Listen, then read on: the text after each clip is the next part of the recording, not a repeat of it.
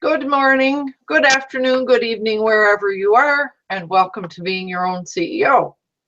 This is a weekly success circle for solopreneurs. We get together because we enjoy each other's company and we like exchanging ideas and information. But for me, it's all about giving and receiving support. My name is Lowell Ann, and I've been in business since 1996. My goodness, that's a long time ago, helping people get to where they want to go. It's a good idea to just be reminded a bit about our operating principles. So, relationships before business, and you can get everything in life and business if you help enough other people get what they want. And we stand for positive possibilities and keep an open mind. And we never sell anything we are not prepared to deliver impeccably.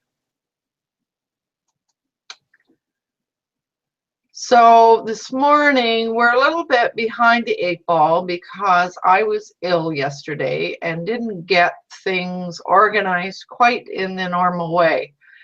So we will begin the conversation. I wouldn't be surprised if a number of people will join us later. And I'm just trying to move this out of the way now. So right now we have Vivek. How would you like to introduce yourself? Namaste. My name is Vivek, and I believe in thinking different. I believe in living a simple life. So, yeah, it has been a holiday weekend. Till yesterday, yesterday was a bank holiday here. So, Oh, it was. Yeah. So in Britain, it was a long weekend as well? Yeah. Mm-hmm. Oh, so what's the weekend? What's the holiday? Here it's called as the spring bank holiday. Oh, and so we know it was Memorial Day in the US this weekend. Yeah. And of course, here in Canada, we had our Victoria Day long weekend was 2 weeks ago, I think now. So yeah. We're becoming international people, Vivek. Yeah, we are. Yeah. It's so cool. So this morning,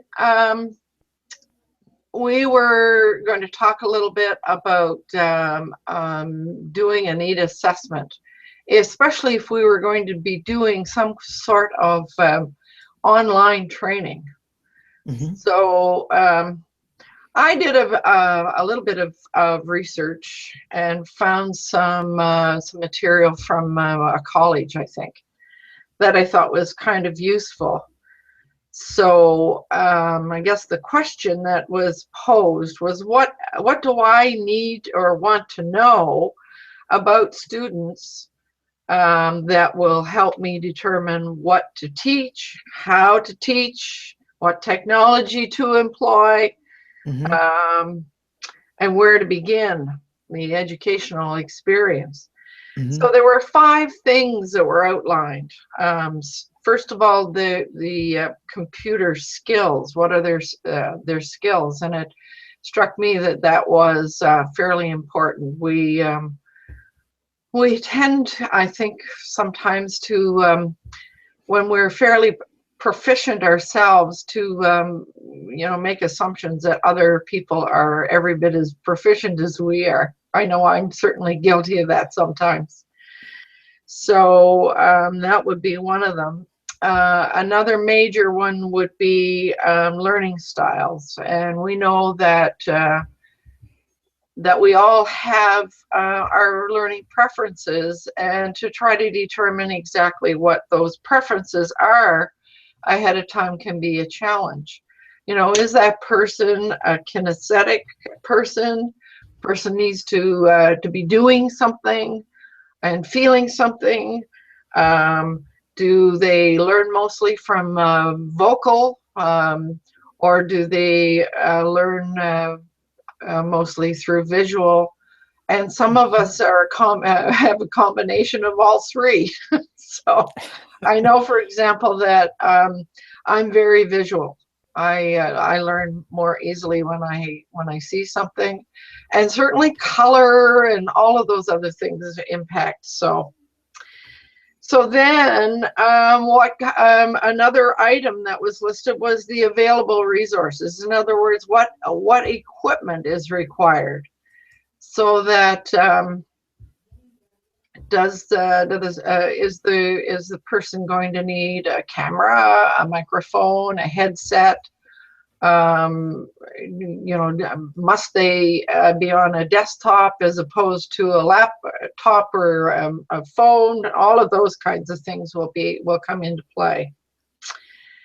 And another factor was the learner's desired outcomes, and it strikes me that one is going to be difficult to assume without first finding out from the person what it is that they need to learn. And so what occurred to me, and I certainly have seen a number of people who provide training online, they tend to do kind of online surveys to see if they can determine what the learner really needs to know.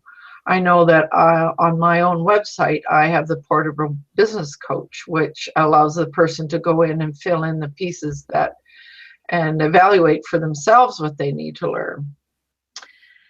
So, and the last piece that was in this article that I read was prior learning experience. How much, what's their experience as a learner, but also as an online learner.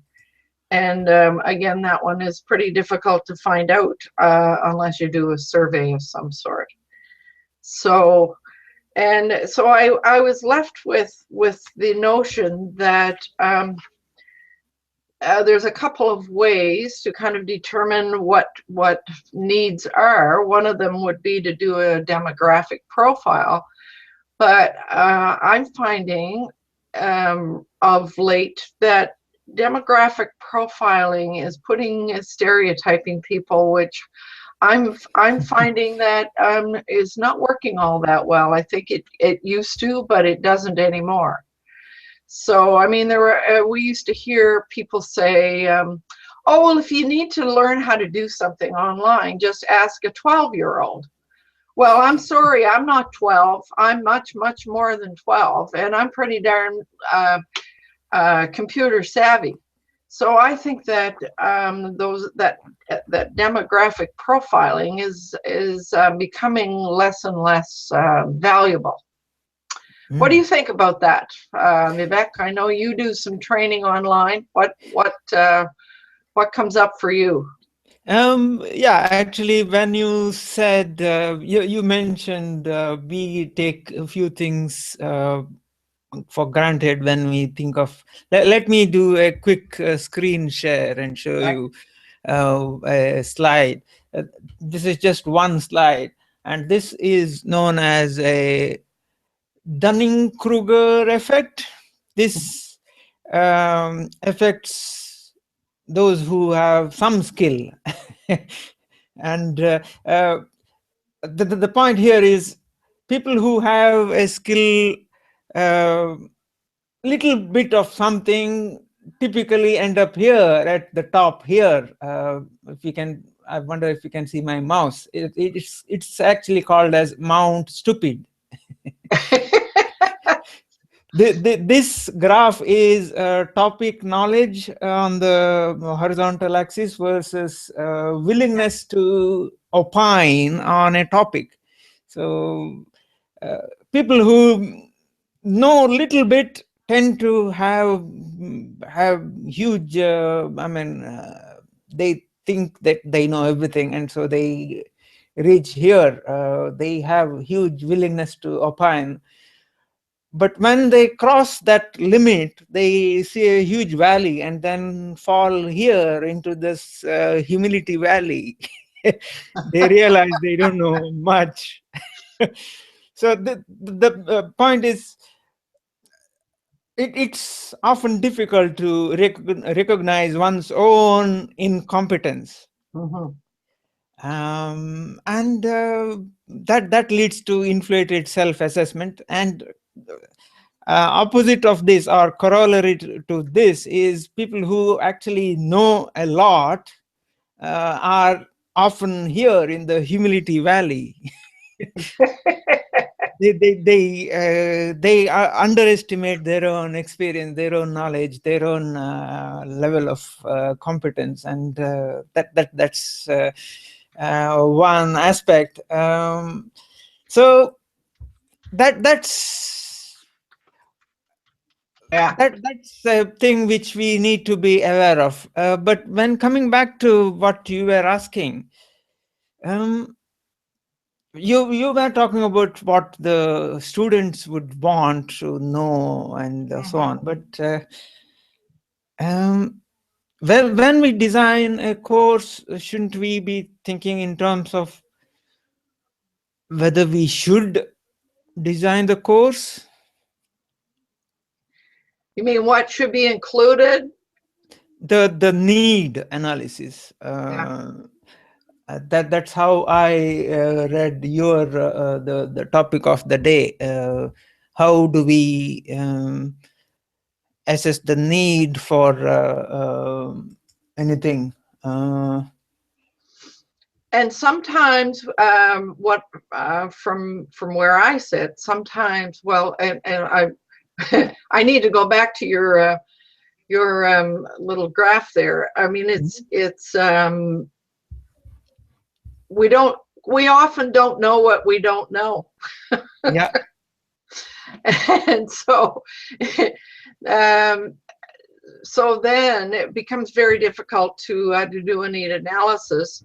Yes, what the learner wants to learn is going to be impacted by what they know or don't know, for Mm. sure. And so as a subject expert, I suppose we have some sense of what they should learn or what they Mm. need to learn. So Mm. it's kind of a delicate balance, isn't it? Yeah, and then you were saying, ask a 12-year-old, and that I think is a uh, so some people have this notion that once you grow any 40 years or whatever, they have a specific number, and once you go beyond that number, they assume that you kind of stop learning, and that actually depends on your mindset. And Yes, it does. um, that going back to my graph, if you uh, some people reach the Mount Stupid at that point and then stay there. Yeah. That's the point. That's the problem. Yeah. They don't open their minds, and so they get stuck at on top of Mount Stupid. So Yet, I mean, when we really think about the person's ability to learn, though, I mean, I guess there's this term that's called creating a learner-centered system for instruction. It's got to be learner-centered, otherwise it's never going to happen, is it? yeah. You remind me of I think it's a Chinese proverb. When the student is ready, the Yes, teacher will appear. yes, yes. Yeah, and throughout my life that has proven so true. Mhm. Yeah. So now when you're putting together one of your little sessions or one of your little vlogs that you do, because I know you do a lot of them, what is the determining factor that makes you decide to do it? One of them is is this okay? I am aware of this Dunning-Kruger effect, and so I when I know certain things, I tend to assume that everyone else knows it as well, which is.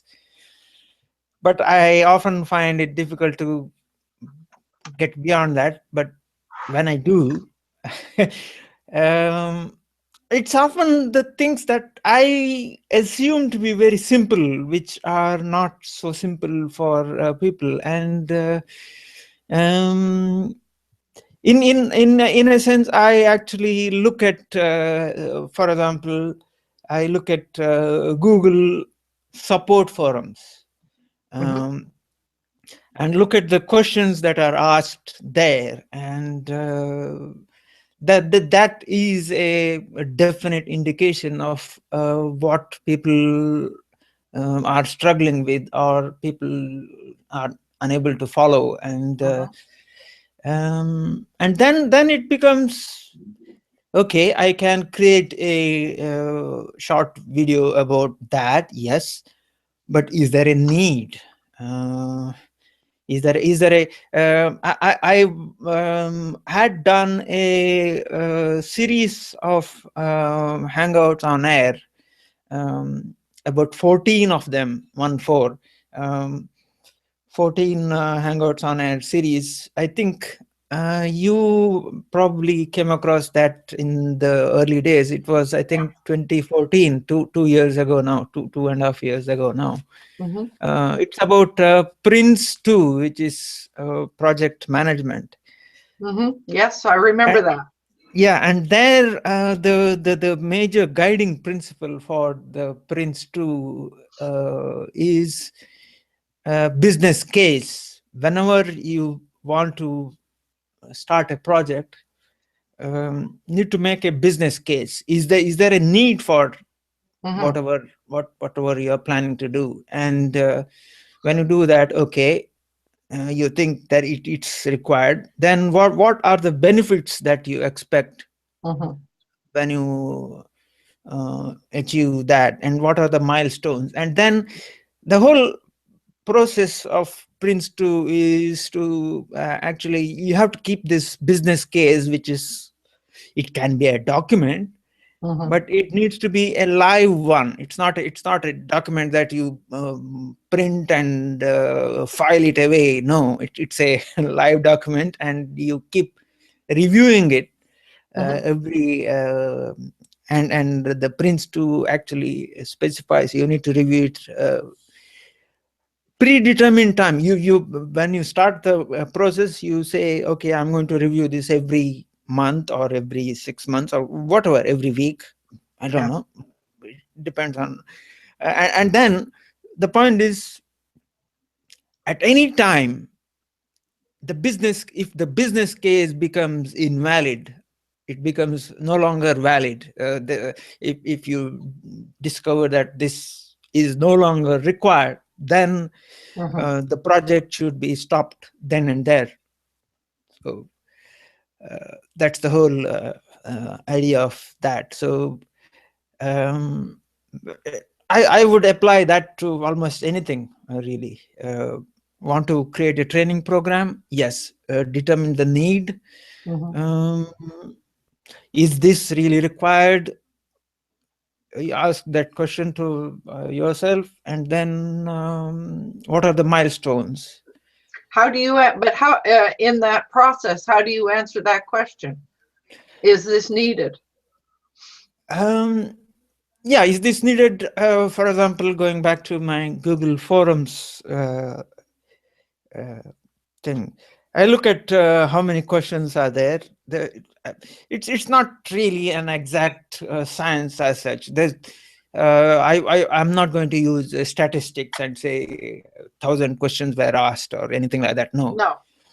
look at the questions that are asked, and I would say probably the emotion that you probably can see behind a question, that probably is an indication of how badly is a solution needed. That's a good point. Look So for the emotion. yeah. Yeah. So I've had some experience with online just recently, mostly with government departments in and around tax and whatnot. And I have experienced some pretty negative emotions. So I sometimes wonder, when you call for technical help on something, they'll say that this call may be recorded for evaluation purposes, etc., etc. I often wonder whether they look for the emotion behind the call. Because if they did, they sure would have got I would have been on a high register because I was very frustrated. But getting back to, so I think looking for the emotion is a good piece. So basically, what you're saying is, in your process of learning, figuring out a need, is you go and look to see what questions arise, and you look at see if you can see and determine an emotion associated with that. Is there anything else? How often, maybe? How frequently that subject comes up? That's also there. That's also there. It's also with regard to Google technologies. It's not it's not a written in stone kind of thing. So it keeps changing. So everything Google changes. Yeah, because it's my way of looking at that is if something, if you find a technology that has not changed in the past, I mean, you define the time, past so many days, months, or whatever. Then you probably would suspect that the technology is probably dead. Outdated, yes. There's one thing about being involved with technology. It's going to keep us young. Yeah, that's true. And yeah. So I was just so you go and look at forums to determine what. And I was thinking about there's a chap whose blogs I follow on a regular basis, Chris Brogan. Maybe you stumbled on him. And he sends out a blog every Sunday. And I've noticed over the last while, and he does create small courses for people. But I've noticed that what he does is he'll write a blog and then invite people to respond to a survey. And usually the survey is not very long. It's not an onerous thing to participate in. But that gives him a sense of, where the priority is among the people that receive his blog. And so then he will take that information and maybe create a course, a short course based on that, the results of that little survey. So that certainly is one way to determine. But I'm very very much aware of the fact that if you're a subject expert on something, you can often see a need. You can, but if it's not a felt need, then what's the point? So it certainly does have to. It just goes back to the factor that it's got to be a learner-centered system. Yep. Otherwise, it's of no value. Agreed, but I would respond by saying that there is, of course, you need to take care of. I mean, look at what the learner needs. But I'm thinking in terms of what Steve Jobs said, or not Steve Jobs. It's actually Henry Ford. He said, if you asked people who were going on horse-driven carriages, what would they like to have? They would have said, we would like a faster horse-driven carriage, cheaper to maintain, and so on and so forth. But they would never have come to you asking for a car. So, in that sense, what I'm saying is, yeah, getting the feedback from people who are using the technology and so on is, yes, good. But if the people who actually know technology needs to be driving the, I mean, it's Henry Ford's idea to start manufacturing cars. Right. If he hadn't, the car industry would not have been born. So Basically, what you're saying is there's going to be a time when I might say I'm certain that people need to learn how to do this and put it together and throw it out there. It's almost like just diving in and then see what happens. So then I guess you have to convince them that they need it. And once it's designed, you got to convince them that they need it. That's true. That's true. But as I said, I mean, Henry Ford designed the car, and he still identified the need, in the sense he didn't ask people. He identified the need for making things, I mean, a way to go from point A to point B in a fast way, and he identified the need. So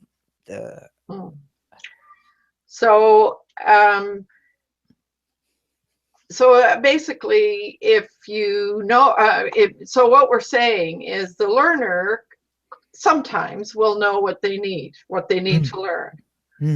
Sometimes they won't know because they don't know what they don't know. Yeah. And that the designer can see that there's a need and possibly, but when the designer does something and throws it out there, you have no idea whether there's going to be an uptake for it or not. That's true. That's true. Yeah. That's so true. It's a huge, in a sort of a way, it's a huge risk, isn't it, to put time and the money and whatever into a product on the assumption that you can convince people that they need it. That's true. That's one of those things where you have to, as a business owner, as a solopreneur or not, I suppose you have to take some risks and say, I'm going to do this, and let me do this and see whether people need it, or would buy it, would pay for it. That's there. Yes. So last week we were talking also about a need analysis in relation to, and I don't know how we got onto that topic, but we ended up sort of talking about taking into consideration the needs of people who are handicapped, especially when you're dealing with technology. And we talked about the screen readers and the various pieces And I do know that certainly by the way that we formulate our websites and so forth, if we do it correctly, then screen readers are able to read, visuals and so forth for the person who is blind. And then there's, there are lots of things that record things for people, etc. So, but it strikes me that unless you're working with a specific handicapped community, it would be very difficult to design something for the general public. Yeah. Unless you really knew specifically who was going to participate. So yeah, the last few days I came across a study which was done with virtual reality. And this study was they're trying to use virtual reality to help people with disability. Disability, or the disability is I think probably a wrong term here, but some people have a problem that they find it very hard to relate to someone else. Yes. People find it there are people who don't want to go to any public place. They find it hard to relate to anybody else. And so this study was using virtual reality to treat, this is part of a treatment, to put them in a virtual reality environment where they in this environment, they visually they would be imagining, and they would be given all the inputs necessary to the visual, and that they were fitted with electrodes and so on to their yeah head and all that. So they would be kind of in a virtual reality environment where they would be facing lots of one short clip they showed was a person was put in a underground train where lots of them, the train is full of people. So this person who had difficulty interacting with anyone else was supposed to wow and found it kind of okay, not so bad, and he felt the experience was okay, and it's a kind of training people, helping people to that's amazing. overcoming that problem. Wow. Well, I'm looking at our time. We've been here a half hour. I think we've covered a fair amount when it comes to need assessment. I think we've come to the conclusion that the need has to be determined both by the learner and the subject expert. Do we agree on that? Yeah, I do. And let me, I think I can, unless you consider this to be a plug, I'm going to share the screen where this is the series of HOAs I had done, where I would show this one where there are lots of timestamps and so on. So, so do you want to put a link in the unified chat so that people can, when they're watching this, they can find it through the link? Yeah, I'll do that. Yeah. I might mention that when Vivek and I were participating in another little challenge, he did a series, was for a whole month, wasn't it, Vivek? Where you did a little tip for on each day, and some of those tips were very valuable. Yeah. So, right on. So there is the link. Yeah. That's in the unified chat, and that gets recorded along with the broadcast. So right on. So I understand that you are you ready to talk about your new project that you're working on, or is it early days?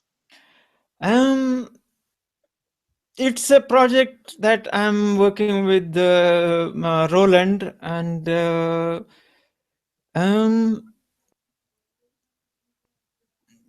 yeah, I hesitate to say anything, mainly Okay. because I'm often too honest, and marketing is not my strength, and he is the marketer. So Okay. It's early days, and we'll let him do the talking about it then. yeah, marketing, I would leave it to him. My role there is actually to create technology related short videos which help people Right. with short, a minute or less than a minute. I need to create lots of such videos, and then that's how we aim to build the I should say probably following. I don't know. Yeah. Right on. So for the benefit of viewers, we need I need them to know of that skill that you have. You're very reticent to talk about your skill, Vivek. I've experienced Vivek's skill. He is able to put together little mobile apps and creates all kinds of nifty little things that include sound and so forth. I've had 2 or 3 things that he has designed and found them very useful. I'm still using that affirmation and soundtrack. Still using it. Yeah. So. I too listen to it while I go to sleep. I am continuing the yes, and as a matter of fact, after a few days, actually, I went a few days mainly because of this long weekend. I had not been going for a walk for various. But today I did. I made it a point to So go you for a got it walk. back. You got it back. Right on. Yeah. Okay, I think we are, it's time for us to close, and I'm just going to bring over my notes here. So I just want to provide a reminder that I provide a variety of resources for solopreneurs on Google+. There's the Being Your Own CEO community, and supports for solopreneurs collection. And of course, don't forget to visit my website, loweland.com, where you'll find the portable business coach. And I do invite you to get to know Vivek in a more in-depth way and find out more about all the skills that he has. So this is Loweland signing off for this week. Thank you for joining me, Vivek. Namaste.